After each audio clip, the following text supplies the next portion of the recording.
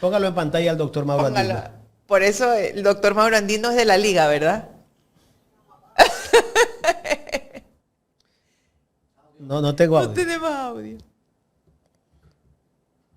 Audio. No escucho, no lo escucho. Si no le... Ajá, exacto. Oiga. No raya su Barcelona. Bueno, no raya su Barcelona. Es que la canción cuidado. es así, ¿no? Claro, todo me huele a caramelo. La señora Anabela Sin, es que algo maravilloso se siente en el ambiente, algo mágico. El ambiente de ellos, claro, sí, porque ellos tienen una seguridad del Estado que la paga el pueblo ecuatoriano, donde hay militares, hay policías detrás de ellos. Imagínense ustedes. Ahora sí lo escuchamos al doctor Mauro Andino. Querida Carla, Jaime, ¿cómo están? Un gusto poder compartir con ustedes. Yo creo que me boicotearon porque iba a hablar sobre mi liga. Que no está tan bien últimamente, ¿ah? No, por favor, ya nos estamos levantando y en Copa Libertadores, modestamente, somos el único equipo ecuatoriano que queda en pie en los octavos de final. Bueno, así que mire usted. Esperemos que se siga levantando entonces. Así que el aire como que olera a caramelo, no, muy poquito, la verdad. Yo le decía, es por la señora Anabela Sin que dice que bueno, algo mágico está ocurriendo en el Ecuador. Se siente la sensación en el ambiente. Entonces yo le digo a Carlita, eso me parece a la canción de Barcelona, todo me huele a caramelo, ¿no? O sea, como que vivimos en Alicia, el país de las maravillas, pero para ellos, pues. Mire, Jaime, creo que la situación en el país es lamentable. El diagnóstico con el que terminó el Estado ecuatoriano el año pasado en varios componentes de la vida económica, social de los ciudadanos, creo que hoy prácticamente a mediados del 2025 se ha ido profundizando. Hoy justamente leía un reportaje del diario Primicias que indica que el 49%, escúchese bien, el 49% de niños y niñas del Ecuador viven en condiciones de pobreza. Que el INEC señaló además que el 19% de menores de 2 años sufren de desnutrición crónica infantil. Es decir, hay una situación de exclusión, de marginación, de pobreza que marca para mal, que condiciona para mal el plan de vida de cualquier niño en nuestro país. Porque si es que usted no tiene lo más elemental, que es para alimentar a sus hijos menores de 2 años, si es que usted tiene niños, adolescentes, que viven en condiciones de extrema vulnerabilidad, de extrema pobreza, sin duda alguna, el futuro de esos seres humanos estará atravesado por condiciones de precariedad, aunque se esfuercen demasiado cuando lleguen a la adultez. De hecho, hay estudios a nivel internacional y uno de los economistas más reconocidos, que es Joseph Stiglitz, Premio Nobel de Economía, él señala que el 90% de personas que nacen pobres terminarán siendo pobres, aunque hagan lo que hagan. Y el 90% de personas ricas terminarán siendo ricas, aunque cometan muchísimos errores en sus negocios, aunque dilapiden sus recursos, etc. Y esto aunque no tengan es vicios social, ni mucho menos. Estos son datos y hechos fácticos, reitero, que los muestra un premio Nobel de Economía como es Joseph Stiglitz. Pero adicionalmente, hay muchos estudios que demuestran, por ejemplo, y esto lo podemos aterrizar acá en el Ecuador, que dependiendo de los ingresos que tienen tus padres, entonces eso se extrapolará a los ingresos que tú tendrás de adulto. Si tus padres tuvieron ingresos medios, probablemente tú tendrás ingresos de clase media. Pero si tus padres tuvieron unos ingresos de miseria, de pobreza, de explotación, muy probablemente los ingresos de ese niño, de ese adolescente, cuando llegue a la adultez, seguirán en los mismos rangos y no habrán tenido movilidad social ascendente para poder tener una vida digna. Entonces, creo que afirmar que hay, ¿cómo es que dijo que un maravilloso ambiente? Póngale el video, Jorge, póngale el video mejor. Vivimos un cuento de hadas, me parece que es realmente estar sufriendo de disonancia cognitiva y vivir en un mundo paralelo y bajo un esquema surrealista que solo quienes están muchísimo mejor que la gran mayoría de ecuatorianos, pues así lo podrían afirmar. Escuchemos mejor el video, doctor. Algo maravilloso y mágico está ocurriendo y se siente en el ambiente. Desde el pasado 13 de abril hay una sensación de tranquilidad y optimismo que se ha diseminado por todo el país. Doctor, y a esto hay que sumarle a las más de 100.000 personas desplazadas por el tema de la violencia en este país. También salió eso, me parece que en Diario Primicias y en algunos medios de comunicación, 100.000 personas desplazadas como resultado de la violencia criminal que azota a nuestro país. Y en los barrios populares del país, en términos generales, doctor Andino, esas pequeñas tiendas, esos negocios han tenido que cerrar por los vacunadores. El pueblo realmente ya no tiene cómo generar. Otra de las noticias que también causó revuelo durante estos días, la que usted acaba de citar, Carla, muchísimas tiendas del barrio están cerrando, entre otras cosas, por la crisis económica, pero también por la violencia criminal, porque han sido víctimas de las famosas vacunas. Y esto de que cierren las tiendas no solo tiene un efecto económico en contra de esas familias, sino que tiene un profundo efecto social, porque las tiendas del barrio son espacios de construcción y de cohesión del tejido social. Y esto de pronto no lo estamos magnificando. En la tienda del barrio nos encontramos con nuestros vecinos. La tienda del barrio constituye un espacio de diálogo no solo con los dueños de la tienda, sino también con los demás miembros de la comunidad. En la tienda del barrio usted puede conocer a una vecina o a un vecino que puede resultar, y aunque suene un tanto anecdótico, puede resultar su pareja sentimental, puede resultar en su mejor amigo, en su mejor amiga. Si la tienda del barrio cierra, usted ya no tiene ese espacio de encuentro.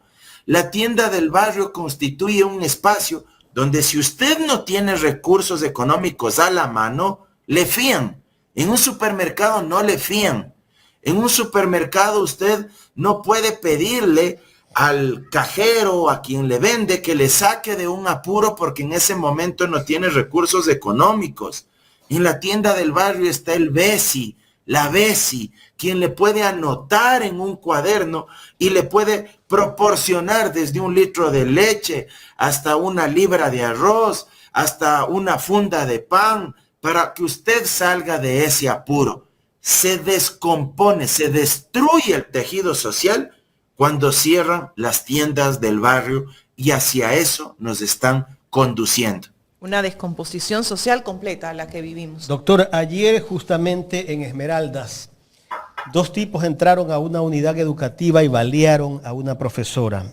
Eso significa que ya en este país la situación es casi que invivible. Si van a un centro educativo y disparan a un profesor, prácticamente no tenemos a dónde recurrir para que nos den seguridad. La vicealcaldesa de Durán le tocó renunciar porque fueron y le explotaron una unidad educativa que tenía o que tiene en Durán a través de amenazas, porque seguramente o no se presta para entregar contratos a estas bandas, y ella le termina renunciando al cargo de concejal y vicealcaldesa de Durán. Esto nos da a entender que estamos prácticamente en manos del crimen organizado en este país. Mire, el problema es que el Estado ha sido incapaz de responder a través de un plan articulado a la violencia criminal en el Ecuador. Ya parece un discurso trillado lo que tantas veces hemos repetido y muchos expertos han señalado en los distintos medios de comunicación. Mientras no exista un auténtico plan nacional de seguridad integral, atado a un plan de política criminal, donde se aborden distintos componentes, donde se planteen distintas acciones, distintas políticas públicas que resuelvan problemas en distintas aristas de la sociedad, no solo en materia de persecución del delito o desarticulación de las bandas del crimen organizado, sino también y fundamentalmente con políticas públicas vinculadas al sector social y a la depuración de las instituciones represivas del Estado, es decir, quienes tienen el monopolio del uso de la violencia, depuración de la policía, de las Fuerzas Armadas, depuración del sistema de justicia y del Consejo de la Judicatura también. Bueno, mientras no se aborde de manera integral, esto no se va a resolver, lamentablemente, y vamos a seguir siendo víctimas del AMPA y del crimen organizado. Y esto no se resuelve únicamente haciendo nuevas reformas al Código Orgánico Integral Penal, que dicho sea de paso, desde el año 2014 se han hecho en promedio 2 reformas año por año y al final del día nos hemos dado cuenta que no basta con endurecer las penas, con crear nuevos tipos penales, porque eso constituye un efecto placebo que seduce de alguna manera al electorado en ese instante, pero que en la práctica no termina por abordar el problema de manera consistente. Este proyecto de ley de solidaridad nacional, ¿en cuánto puede aportar para el tema de la seguridad del Ecuador? Primero, que este proyecto de ley de solidaridad tiene poco o nada. De alguna manera le modificaron el nombre o le pusieron esta muletilla, este membrete de solidaridad para tratar de posicionarlo marqueteramente ante la opinión pública y posicionar el relato de que si es que no se apoya ese proyecto de ley, entonces se está a favor de los grupos de delincuencia organizada o a los grupos armados organizados, como los denominan en este proyecto de ley, y que sí o sí hay que agachar la cabeza y decirles todo está bien en ese proyecto de ley, cuando evidentemente no es así. Si bien para el informe, para primer debate, se han hecho ciertas modificaciones a este proyecto de ley, aún se mantienen una serie de cuestiones que constituyen barbaridades jurídicas y que abren ventanas para la arbitrariedad y el abuso en contra de los ciudadanos, vulnerando sus derechos humanos, nuestros derechos como ciudadanos, porque esto no le puede ocurrir únicamente a una persona en particular. Esto le puede pasar a usted, Jaime, le puede pasar a la gente que nos está mirando, que nos está escuchando, que nos está viendo. ¿Qué temas, por ejemplo, se plantea en este proyecto de ley? En el informe para primer debate que se discutió el viernes pasado, se señala que a través de informes de inteligencia, escúchese bien, que serán realizados por el CIES, el Centro de Inteligencia Estratégica del Estado, una secretaría, que lo maneja el gobierno. Una secretaría que está adscrita a la Presidencia de la República. El CIES es manejado por una persona designada por el presidente Daniel Noboa. Esa instancia, el CIES, hace un informe de inteligencia y si es que considera que Pepito, por poner un ejemplo, es sospechoso de pertenecer a un grupo armado, organizado y de tener ciertos vínculos, con el mero informe de inteligencia le pueden allanar el domicilio con militares y policías. Y recién después de que se dio el allanamiento, un juez anticorrupción tendrá que calificar la legalidad de ese allanamiento. Cuando todos sabemos que en este país, a través de los allanamientos, se han cometido una serie de arbitrariedades. Y la gente debe saber que un allanamiento se puede realizar cuando se está perpetrando un delito flagrante. Es decir, si un policía, por ejemplo, está pasando por una calle, está caminando en una calle y mira que en una de las viviendas unos delincuentes por el balcón están sacándose los electrodomésticos de esa vivienda, es indiscutible que ese policía puede allanar ese domicilio para aprender a ese delincuente que está cometiendo un delito flagrante y ponerlo a órdenes de la autoridad competente. O se puede allanar un domicilio a través de orden judicial concedida por un juez competente. Sin embargo, ahora, ¿qué es lo que se pretende? Que con un mero informe de inteligencia se pueda allanar los domicilios. Y reitero, sabemos cuántos abusos se han cometido en estos allanamientos. Por ejemplo, ¿a qué abusos me refiero? Van acompañados de los medios de comunicación. Es decir, los canales de televisión saben del operativo y montan todo un show para allanar ese domicilio y en ese momento lapidar la imagen de cualquier persona. ¿Para qué podría servir estos allanamientos vía informe de inteligencia del CIES, de la Secretaría? Como le hicieron a Bucaram hace algún tiempo atrás. Exacto. El mejor ejemplo es lo que pasó en su momento con el expresidente Bucaram. Unos podrán defenderlo, otros podrán estar en contra. Olvídense por un momento que es Abdalá Bucaram. Piensen en un ciudadano cualquiera. Llegaron con un canal de televisión nacional, le realizaron el allanamiento y eso se difundió en cadena nacional. Lo sacaron hasta el interior. Exactamente. Al final del día, si recién después del allanamiento se tiene que calificar la legalidad de ese allanamiento, ya la imagen de esa persona puede haberse lapidado públicamente, porque ya pudieron haber difundido fotos, videos, pudieron haber transmitido por un canal nacional. Fíjese lo que pasó en el Consejo de Participación Ciudadana. Un canal nacional igual estuvo ahí transmitiendo o grabando el allanamiento. Entonces esto es peligrosísimo, porque el día de mañana a cualquier adversario político o a cualquier ciudadano que le caiga mal al CIES podría ser sujeto de allanamiento y su imagen pública podría ser lapidada directamente. Es terrible. Y bueno, intentan hacerle creer a la población de que los que no están con esta ley están con los narcos, con los delincuentes. De esa manera descalifican a la oposición, ¿no? Si hay observaciones a este proyecto de ley, pues de esa manera los están atacando. Absolutamente, Jaime. Hay otro tema que se mantiene en este informe para primer debate, el famoso indulto anticipado.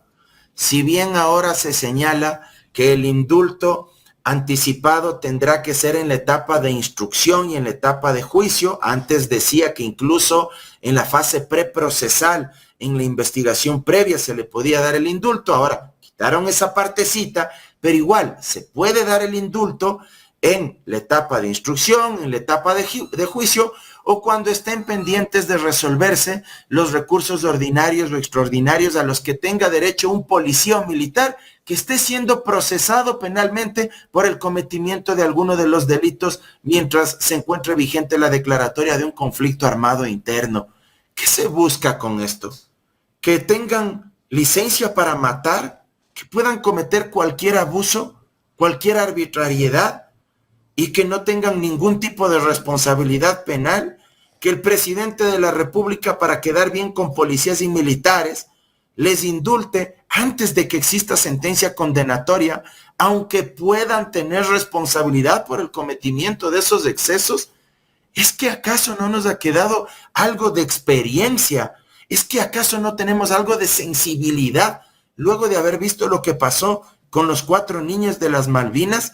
Y si bien en este informe se señala cuáles son los tipos penales bajo los cuales no se puede dar un indulto, también depende de Fiscalía el hecho de que se procese por determinados tipos penales que sí sean susceptibles del indulto por parte del presidente de la República, pues.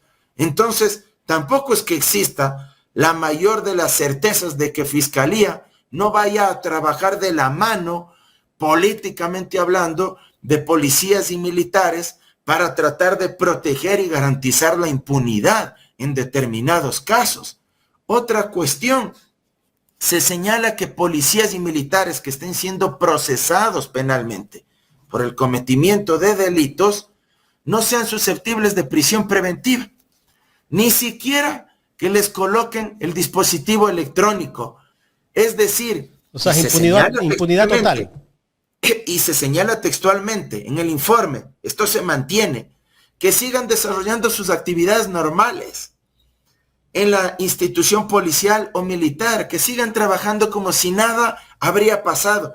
Y en cambio, para cualquier ciudadano común, la prisión preventiva, se señala, seguirá siendo una medida útil y eficaz, y si es que se dicta la prisión preventiva, no se podrá dictar medidas sustitutivas para reemplazar esta medida cautelar por otra como el dispositivo electrónico o la prohibición de salida del país o el arresto domiciliario. En cambio, para los policías y militares no pasa nada. Siga usted trabajando, que aquí, bueno, pues usted tiene este privilegio y esta ventaja para que no le hagan nada. Al ciudadano de a pie, a cualquier individuo, en cambio sí, todo el peso, todo el poder del Estado en su contra.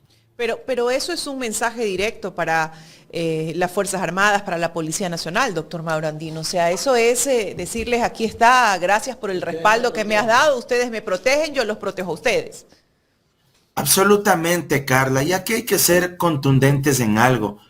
Nadie está en contra de que se respalde a Fuerzas Armadas y Policía Nacional, pero por supuesto que queremos respaldar a ambas instituciones. Yo le hablo incluso como hijo de una madre policía de tropa que llegó a ser suboficial primero de la policía. Mi madre, que en paz descanse.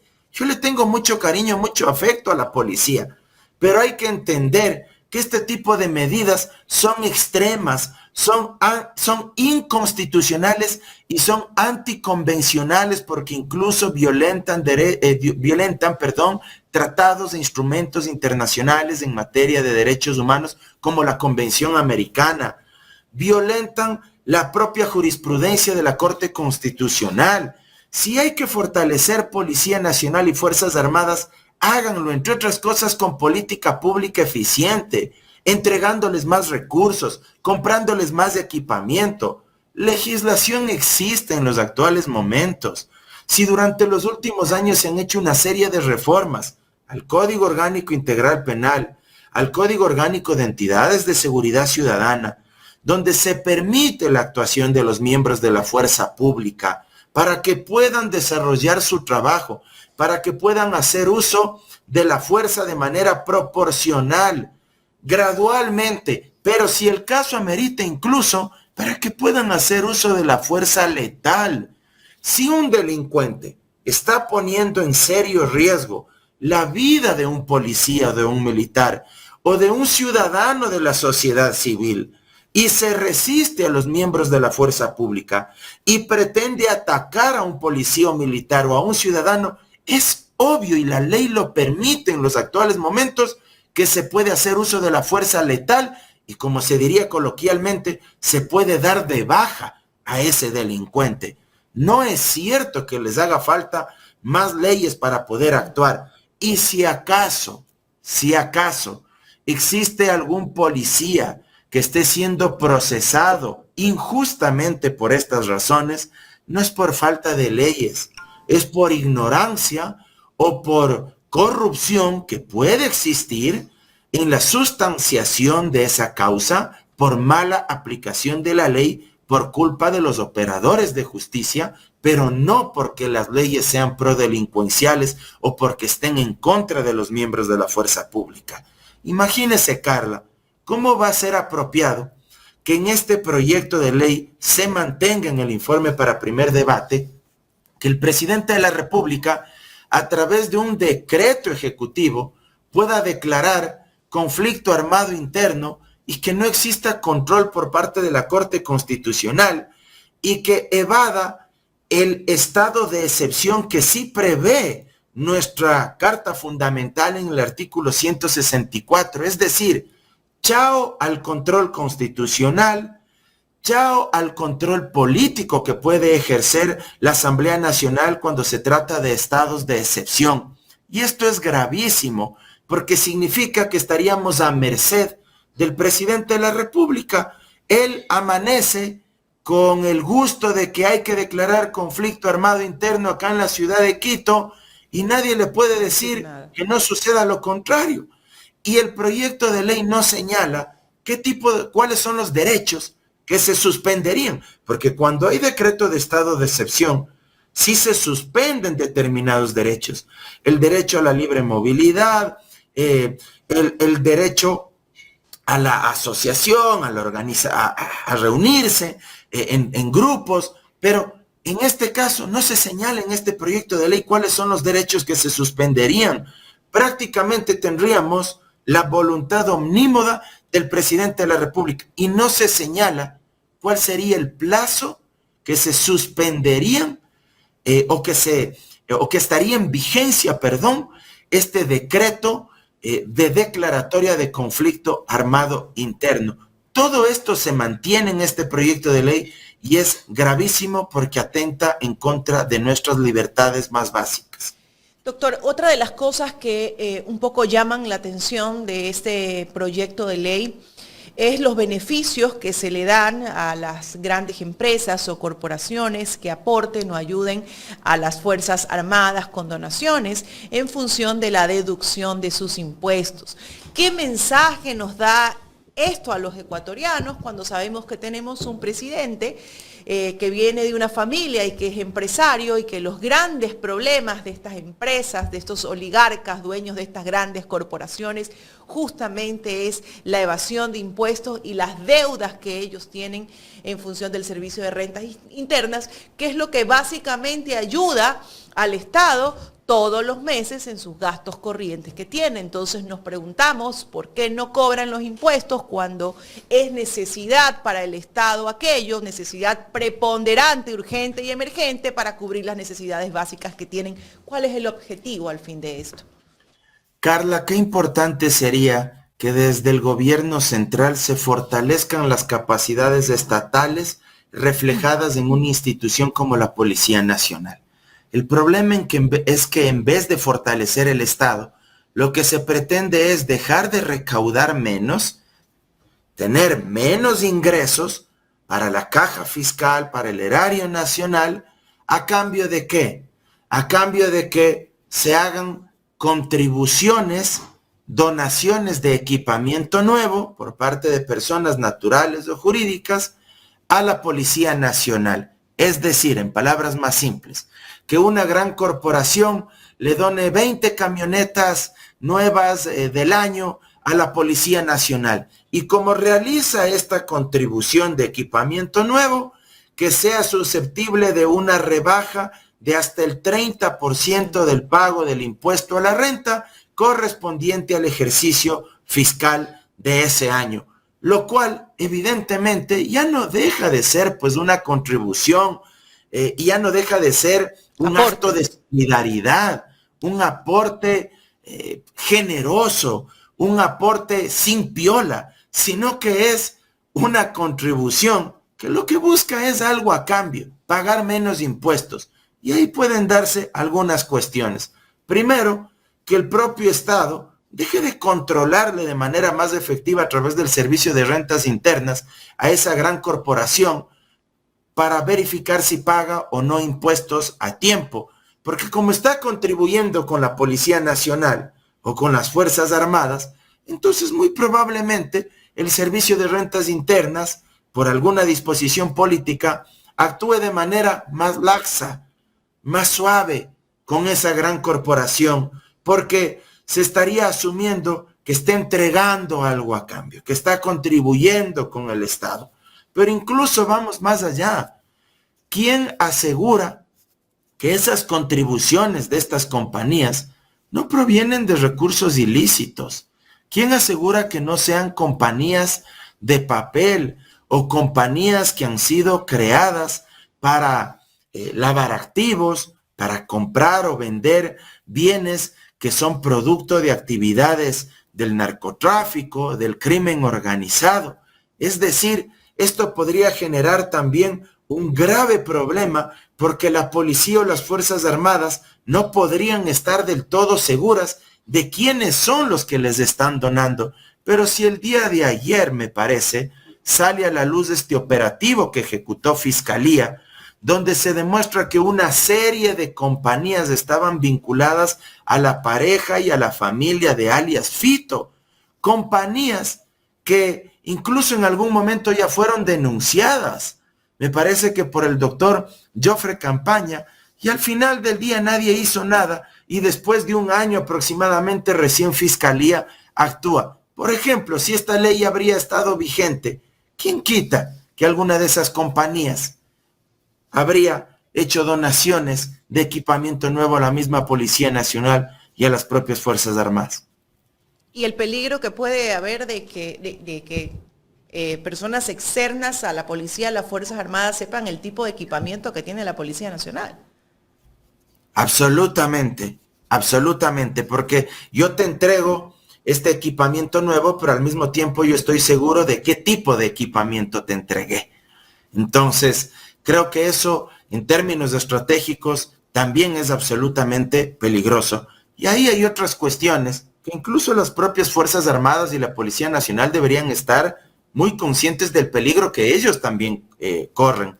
Yo ayer leía un artículo brillante, interesantísimo, del ex juez de la Corte Constitucional, el doctor Ramiro Ávila Santamaría, quien, por ejemplo, señalaba que declarar conflicto armado interno, prácticamente con un decreto ejecutivo porque le place al presidente de la República, implicaría que el Estado ecuatoriano se encuentra en un estado de guerra permanente y cualquier exceso que pueda cometer un militar, por poner un caso, implicaría que deba someterse a un proceso penal ante la Corte Penal Internacional porque podrían considerarse crímenes de guerra, porque cualquier acto de tortura, de desaparición forzada, etcétera, tendría que someterse al derecho internacional humanitario,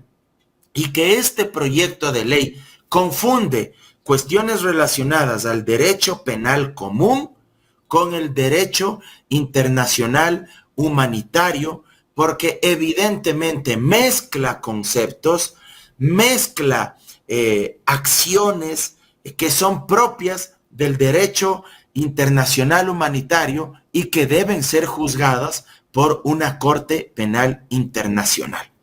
Qué buena acotación.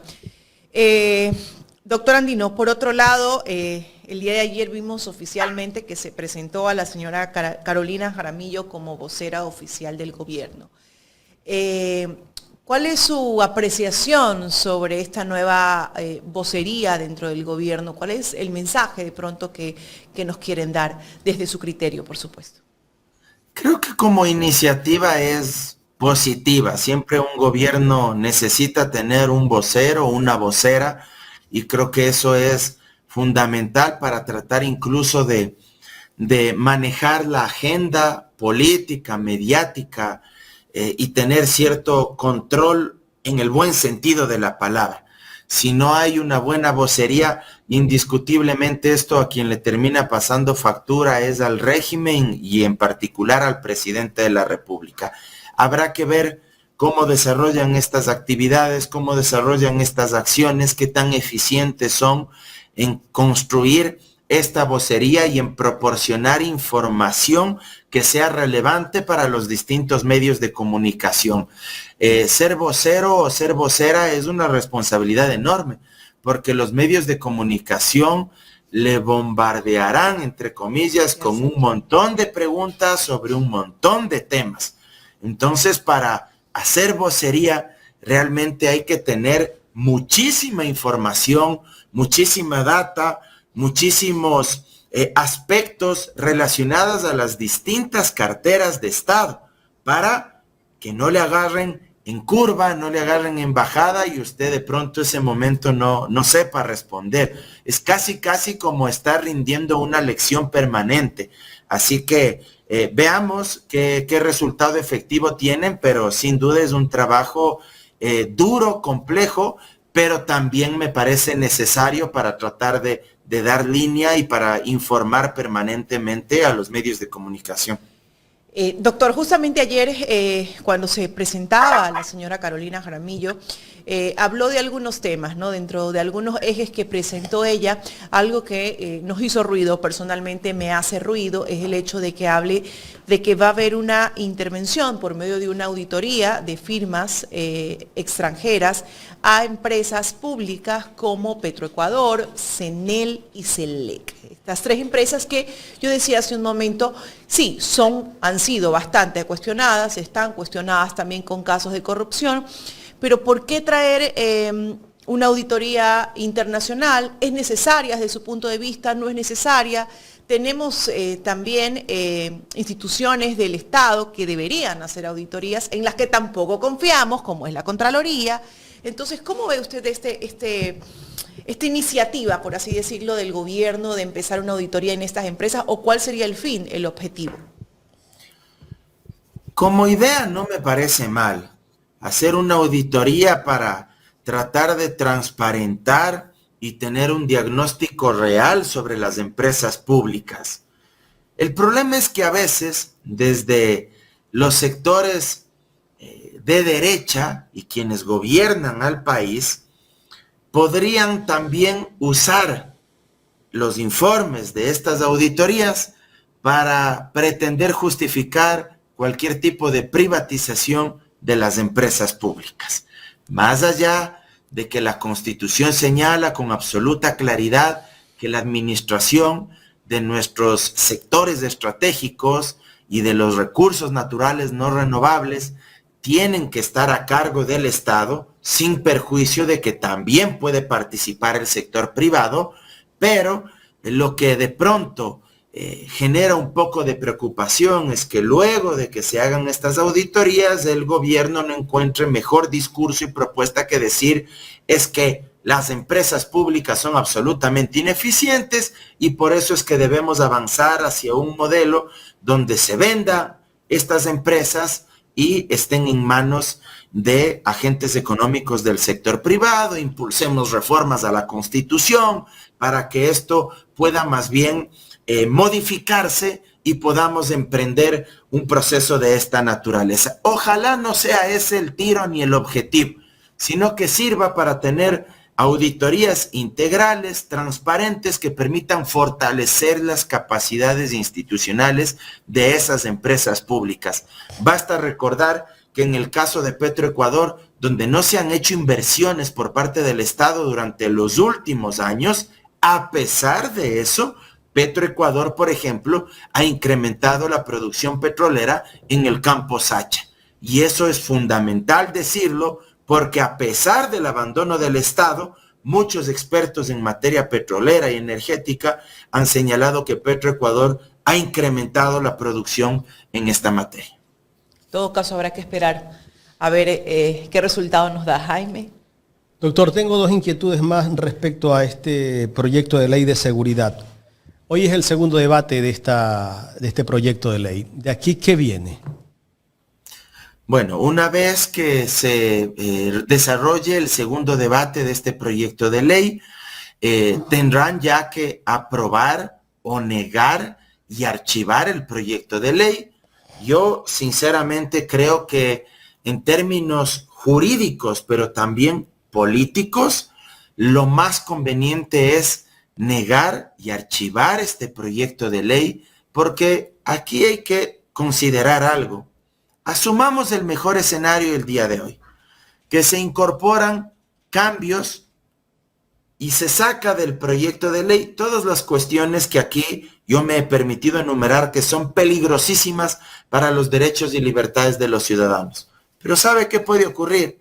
Que una vez que se apruebe en segundo debate, aunque se hayan hecho todos estos cambios, luego va donde el presidente de la República, y el presidente de la República puede vetar parcialmente ese proyecto de ley e insistir y volver a incorporar los artículos que él inicialmente envió en el proyecto original. Y en la Asamblea tranquilamente podrían allanarse con mayoría absoluta a estos cambios, a estas modificaciones y darle paso a los cambios del Ejecutivo. Entonces, esto me parece a mí súper peligroso porque políticamente el presidente de la República podría aprovecharse de esto. Yo creo que lo más adecuado es que el Pleno de la Asamblea niegue y archive ambas cosas para que se pronuncie con absoluta claridad, niegue y archive este proyecto de ley y finalmente esto no vaya al registro oficial ni pueda ser ley de la República. ¿Usted cree que pueda ocurrir eso? Es bastante complicado, sinceramente, es bastante complicado porque sabemos que tienen entre 77 y 80 votos y eso hace que exista la seria posibilidad de que se pueda aprobar y que luego pase a manos del Ejecutivo para que se pronuncie con el veto parcial o el veto total, que creo yo no va a suceder porque al presidente le interesa que este proyecto de ley se apruebe. ¿Qué criterio tiene usted que los asambleístas de Pachacuti que fueron con una postura progresista ahora estén gran parte de esos asambleístas apoyando al gobierno? Mire, Jaime, lamentablemente, yo lo he dicho en distintos medios de comunicación, los 6 asambleístas de Pachacuti que se fueron con el gobierno, ellos actuaron en función de una agenda política particular, no respetaron la disciplina partidista y obviamente pues ellos les importó muchísimo más tener espacios, cuotas políticas dentro de la Asamblea Nacional, pensaron en ellos y en nada más que en ellos y nunca fueron capaces de contarle al país cuál era la agenda legislativa por la cual se aliaban con el gobierno. Porque esto podría ser incluso de alguna manera discutible o más razonable si es que le habrían contado al país cuáles son los proyectos de ley por los que dan sus votos al régimen. Pero nunca contaron eso. Nunca dijeron es por este proyecto de ley A, B o C que estamos brindando nuestros votos. Fue un apoyo explícito por el poder, por tener cuotas en el CAL, por tener cuotas en las comisiones especializadas permanentes, y sabrá Dios y el diablo por qué otro tipo de cuotas o espacios de poder es que llegaron a esa alianza.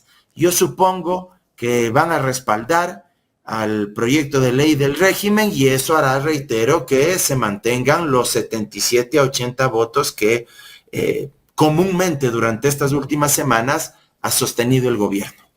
Con esta postura que tienen estos asambleístas, tal vez en los próximos días o meses que tiene que darse la elección de nuevo presidente de la CONAIE, ¿el gobierno se tomará la CONAIE?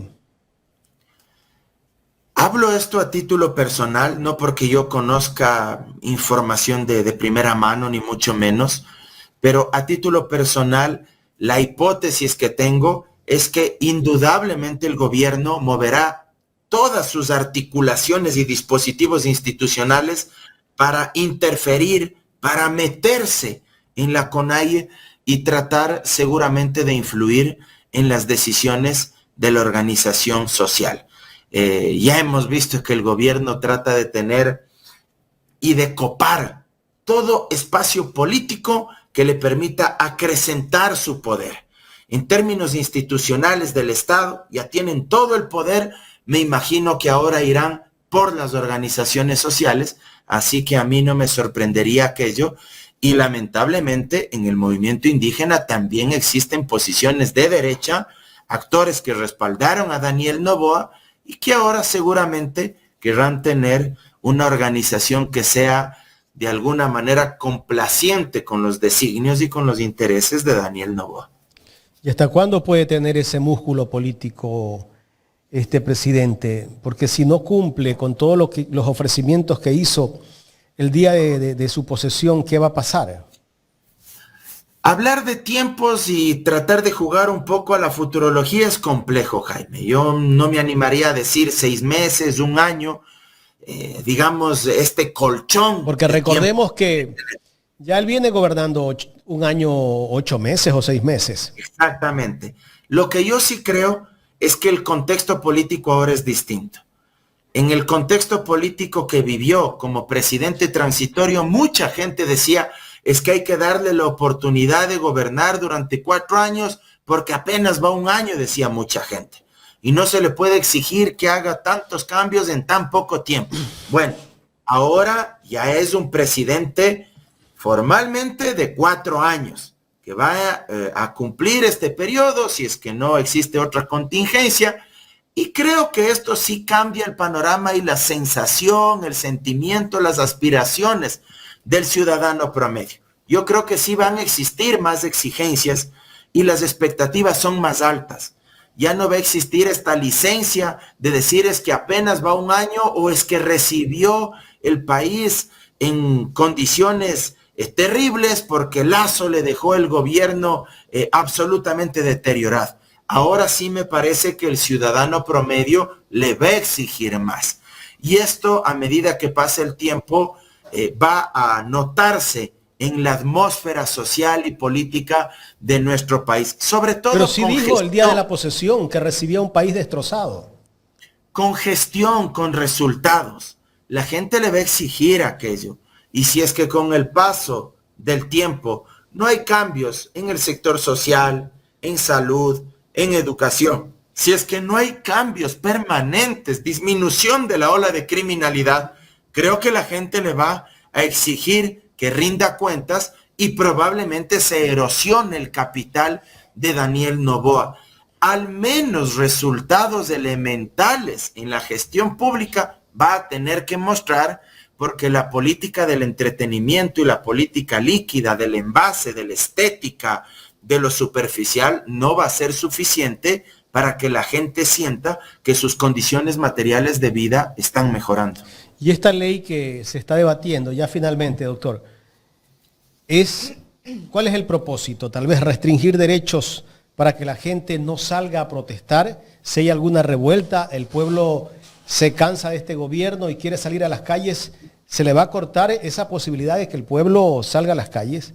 Es que esa es una de las razones que más me preocupan, porque imagínense lo que puede pasar si es que el CIES, no un juez, el CIES puede ordenar allanamientos a la vivienda de cualquier persona a través de informes de inteligencia. O sea, yo creo que esa es una clara señal y es una herramienta poderosa que puede tener el gobierno para perseguir adversarios políticos, para perseguir opositores, disidentes, críticos y evidentemente construir un estado policial, un estado militar, un estado donde el miedo sea el que impere. Porque si ya le hacen el allanamiento, aunque después de eso un juez declare que ha sido ilegal el allanamiento, oiga, ya pero le dañaron ya allanaron la una imagen. casa acá en Guayaquil la semana pasada. No sé si vio usted en redes. La verdad que no me he fijado sobre ese Entraron hecho, a una pero casa, tumbaron la Se puerta, equivocaron. se metieron a todos los cuartos, encañonaron a toda la familia, maltrataron a la familia y le dijeron que se habían equivocado. mire, esa equivocación entre comillas puede suceder con un adversario político. Y luego, ¿quién le limpia la imagen? ¿Quién borra los videos, Y estaban las fotos estaba Teleamazonas allí cubriendo eso. que circulan en redes sociales? Y peor si es que van acompañados de un canal de televisión nacional. Entonces, eso es peligrosísimo. ¿Quién quita que se cometan excesos en contra de dirigentes sociales? O se montan falsos positivos, que en ese allanamiento le monten cualquier barbaridad, que en ese registro, en esa inspección, para validar y justificar precisamente ese allanamiento. Nadie le garantiza aquello. ¿Cómo no va a generar miedo y cómo no va a desmovilizar cualquier tipo de protesta si la ley está promoviendo que un policía o un militar que cometa un delito entonces pueda ser susceptible de indulto o anticipado, antes incluso de que exista sentencia? ¿Cómo no va a dar miedo? ¿Cómo no va a dar terror si se señala que ese policía o militar que esté procesado penalmente puede seguir trabajando de la vida en la institución y que en cambio a cualquier persona que se le procese por estas causas se le dicte prisión preventiva y que no se puedan sustituir esa medida cautelar por otras. Entonces, indudablemente que esto genera miedo y que tiene un objetivo también político, que es a lo que apunta el gobierno. Doctor, queremos agradecerle por el tiempo que nos ha brindado para conversar en este espacio, que la verdad ha sido muy positivo porque la gente está escribiendo y mandando muchos mensajes de todo el aporte que se ha hecho el día de hoy aquí. No, muchas gracias a usted, Jaime, Carla, siempre a las órdenes, y para mí es un gusto conversar con ustedes y recibir el apoyo de tan querida audiencia. Abrazo gigante. Gracias. Gracias, doctor. Definitivamente es un placer siempre conversar con el doctor Mauro Andino.